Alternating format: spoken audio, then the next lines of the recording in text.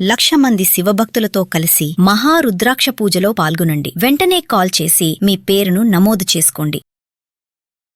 నమస్తే, welcome back to Suman TV. Present మనతో పాటు ఉన్నారు business analyst, financial analyst and retired bank employer Nanduri Ravikumar గారు. నమస్తే సార్. నమస్తే సార్, క్రెడిట్ కార్డ్స్, ఇప్పుడు క్రెడిట్ కార్డ్ ఎవరైతే యూజ్ చేస్తున్నారో వాళ్ళందరికీ రీసెంట్ గా రిజర్వ్ బ్యాంక్ ఆఫ్ ఇండియా కొన్ని రూల్స్ పాస్ చేసింది.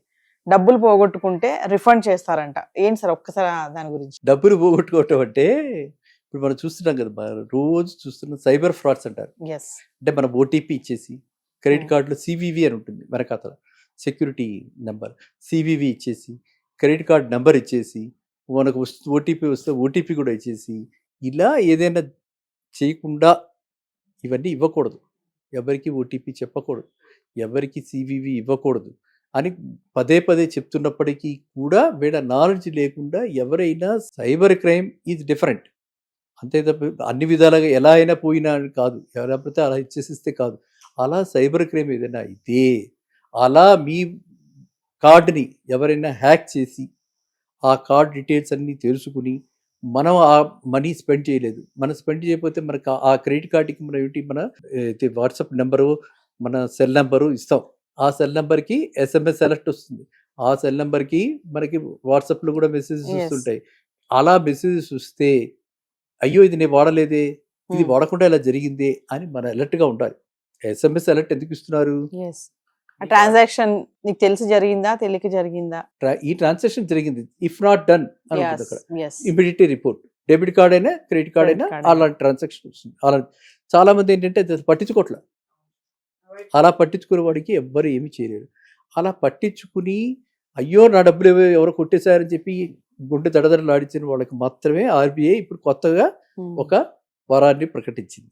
ఆ వరం ఏంటంటే మీరు వెంటనే 5 days లోపల కనుక ఆ కన్సర్న్డ్ ఇష్యూయింగ్ బ్యాంక్కి ఎవరైతే కార్డు వాడుతున్నారో, HSBC card, Standard Chartered, SBI, Axis bank, ఇలా బ్యాంక్ ఆఫ్ బరోడా కార్డ్స్ అన్నీ ఉన్నాయి కదా, ఏ కార్డు అయితే వాడుతున్నారో వాళ్ళ ఇష్యూ ఏజెన్సీ కనుక చెప్తే నా తప్పేమీ లేదు, అంటే వినియోగదారుడి తప్పేమీ లేదు, లేకుండా ఇది జరిగింది కాబట్టి సైబర్ మోసాలు ఎక్కువగా ఉన్నాయి కాబట్టి, సైబర్ నేరగాళ్ళని ఎక్కువగా ఉన్నాయి కాబట్టి దీనికి సరైనటువంటి హ్యాకింగ్ జరగకుండా తీసుకోవాల్సినటువంటి చర్యలు తీసుకోలేదు కాబట్టి వాళ్ళే, అంటే ఏ ఇష్యూయింగ్ బ్యాంక్ ఉందో, ఏ ఇష్యూయింగ్ ఏజెన్సీ ఉందో వాళ్ళే మనకి కాంపెన్సేట్ చేయాలి అని ఆర్బీఐ గైడ్లైన్స్ ఇచ్చింది.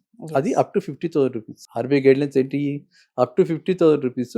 ఈ విధంగా కనుక ఎవరికైనా జరిగితే వాళ్ళు 5 days లోపల, నాట్ బియాండ్ 5 days, 5 days లోపల అయితే వీటి సెటిల్మెంట్ కాదు కాబట్టి వెంటనే క్రెడిట్ కార్డులో ఏంటంటే మనం పేమెంట్ ఇచ్చేసినట్టు అనిపిస్తుంది కానీ అక్కడి నుంచి అక్కడ సెటిల్ అవ్వడానికి ఛార్జ్ బ్యాక్, క్లెయిమ్ ఇవన్నీ టైం ఉంటుంది.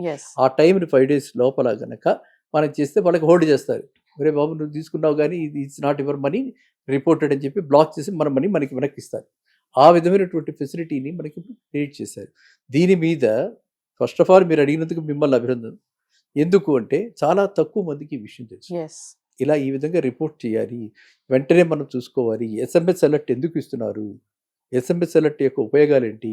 మనకు నెంబర్ మారుతుంది, సెల్ నెంబర్ మారుతుంది, ఇంటిమేట్ చేయాలి కదా, బ్యాంక్ చేయాలి కదా, చేయకపోతే ఎవరు తప్పు? మనదే. అంతే. సో అందువల్ల ఏంటంటే ఎప్పటికప్పుడు బ్యాంకుల్లో ఉన్నటువంటి ఏదైతే మనం ఎక్కడ అకౌంట్, ప్రతి అకౌంట్కి లింక్ ఉంటుంది, మొబైల్ నెంబర్, ప్రతి అకౌంట్కి ఆ లింక్ ఉన్నప్పుడు ఎందుకు లింక్ చేసుకుంటున్నారు, ఎందుకు అప్డేట్ చేస్తున్నారు అన్నటువంటి అవగాహన కలిగించడానికి చక్కటి, అంటే టాపిక్ ఇది very very good topic. And ఇది ఆర్బీఐ వాళ్ళు ఎందుకు తీస్తారంటే చాలా ఫ్రీక్వెంట్గా జరుగుతున్నాయి ఈ మధ్య. ఎవ్వరికి ఏమీ తెలియట్లా. మనం ఎంతోమంది సెలబ్రిటీస్ మీరు చూస్తుండొచ్చు, వీళ్ళంతా కూడా మనకి లైక్ రాజీవ్ కనకాల, తర్వాత ఈవిడ దీవి, వీళ్ళంతా కలిసి మన వీడియోస్ కూడా వస్తున్నాయి మనకి. వీళ్ళంతవరకు వాళ్ళు అందరికీ కూడా క్రియేట్ చేస్తున్నారు, అవగాహన క్రియేట్ చేస్తున్నారు. చెప్పకండి ఓటీపీలు, భయపడకండి, there is nothing like digital arrest ఉందా? లేదు, there is nothing like digital arrest. Don't reveal your number. ఏది మొత్తం కార్డు మీద ఉండే నెంబర్ ఉంటుంది, 16 digit నెంబరు, అది ఇచ్చేసేయటం, సివివి ఇచ్చేయటం, ఓటీపీలు ఇచ్చేయటం, ఇలాంటివి ఏం చేయకండి. అలాగే డెబిట్ కార్డుకి పిన్ కార్డు ఇచ్చేయటం, పిన్ నెంబర్లు ఇచ్చేయటం, ఇలాంటివి చేయకండి అని చెప్పి చెప్తున్నారు పదే పదే. అయినప్పటికీ కొంతమంది మోసపోతున్నారు. అండ్ కొంతమందికి ఏంటంటే వాళ్ళు చెప్పకపోయినా కూడా హ్యాకింగ్ చేస్తున్నారు, చాలా ఎక్కువగా ఉంది. అండ్ చాలా అంటే వాడు ఇంత మన సైబర్ సెక్యూరిటీకి ఇన్ని రకాలైనటువంటి ఫీచర్స్ ఇన్ని పెట్టినా కూడా అలాంటి జరుగుతున్నాయి కాబట్టి ఆర్బీఐ వాళ్ళు మనకి అమాయకంగా ఎవరికైనా డబ్బులు కోల్పోతే వాళ్ళకి ఉపయోగపడేందుకు ఇలాంటిది ఎస్ పెట్టడం జరిగింది. అంటే బ్యాంక్ వాళ్ళు మాత్రం ఎప్పటికప్పుడు అలర్ట్ చేస్తూ ఉంటారు కదా సార్ మెసేజెస్ రూపంలో. అదే మీరు ఇందాక అన్నారు if not done immediately contact చేయాలని Yes, చెప్పేసి. ఒకవేళ వాటిని కనుక మనం నెగ్లెక్ట్ చేస్తే తర్వాత వెళ్ళినా కూడా నో రెస్పాన్స్. ఇంకా మరి స్టేట్మెంట్ వచ్చేసి టైం దాకా మనం వెయిట్ చేస్తూ ఉంటే, అంటే 5 days లోపల కాకుండా స్టేట్మెంట్ ఎప్పుడు మనకి 15 రోజులకు 20 రోజులకు వస్తుంది కదా.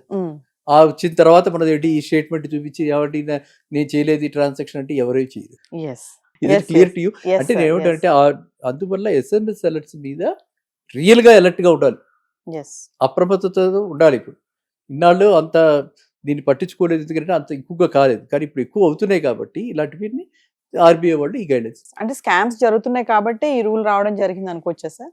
గతంలో ఎప్పుడైనా ఇలాంటివి ఉన్నాయా? ఎస్, ఇది గతంలో కూడా 1-2 జరుగుతూ ఉండేవి, తక్కువగా ఉండేవి. ఆ జరిగినప్పుడు కూడా ఎస్ఎంఎస్ అలర్ట్ వచ్చిన వెంటనే ఎవరైనా కాంటాక్ట్ చేస్తే అది వెంటనే బ్లాక్ చేసి దాన్ని ట్రాక్ చేసి నిజమా కాదా అని ఎంక్వైరీ చేసి అప్పటిదాకా వాడి అమౌంట్ హోల్డ్లో పెట్టి.